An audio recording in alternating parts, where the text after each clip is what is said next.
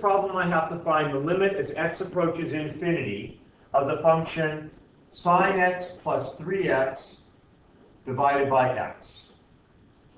So I'm going to use my properties of limits to do that, because I know that if I just substitute in infinity into this function right here, I would end up with infinity divided by infinity, and we can't have that. That is an indeterminate form. So I have to use a little bit of algebra to mess with my limits.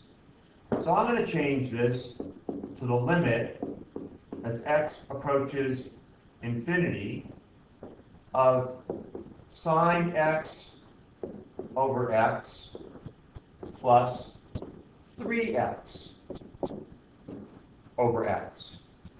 And I did that to kind of separate it out. I have a common denominator here, as you can see, common denominator of x. I just kind of separated out my common denominator. But the other reason I wanted to do that is because I know that this sine x over x piece right here has a limit that I'm already familiar with. So now I can change this to be the limit as x approaches infinity of sine x divided by x plus the limit as x approaches infinity of 3x over x. Using my properties of limits, I can do that. So first, let's deal with this one over here on the right. Those x's cancel out. And so I have the limit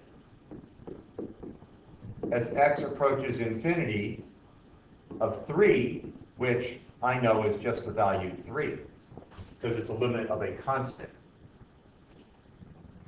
On this one here, I might have thought, well, I know that a limit of sine x over x, the limit as x approaches 0 of this is equal to 1. But I'm not looking for the limit as x approaches 0. I'm looking for the limit as x approaches infinity. Well, I know that the value of sine x, always the maximum value of sine x is 1, and the minimum value of sine x is -1. So the number in my numerator here is never going to be larger than 1, and never going to be smaller than -1. It's going to just oscillate between those two. So when I have a number, and I'm dividing it by something that is approaching infinity, well, that number gets really, really, really tiny, T-I-N-Y. In fact, it approaches 0. So this limit right here,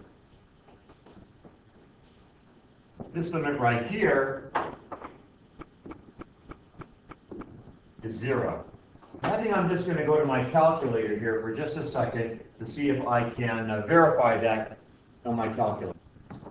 So I'm going to enter just this piece into my calculator. I don't need to enter the limit of 3 into my calculator because I already know that's 3. And I'm going to go zoom 6.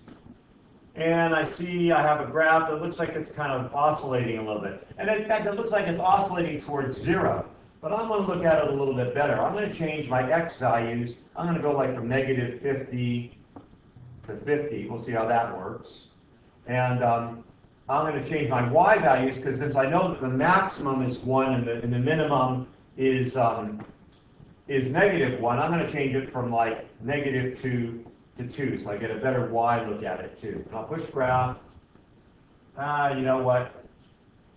I still can't see it that well because I have too many x values. I have to change my window again. I have to change my x scale. Instead of 1s, I'm going to change it to 10s. And let's see if it works now. Yeah, this looks a little bit better. I can see that it's oscillating and it is approaching 0. And if I look at it on the table, so second table set, I want to start at 0. I'm looking as it's approaching infinity, so I want to go by hundreds, and I'll go second table. And I see as it gets bigger and bigger and bigger, my numbers are getting smaller and smaller and smaller. This one right here, 7.4 e to the -5, that is 7.4 times 10 to the -5. So we can see 2, 3, 4, 5. That's getting to be a very, very tiny number, much closer to 0. So, in this problem, I have now 0 for that limit, plus 3 for that limit, and my answer to this problem is the number 3.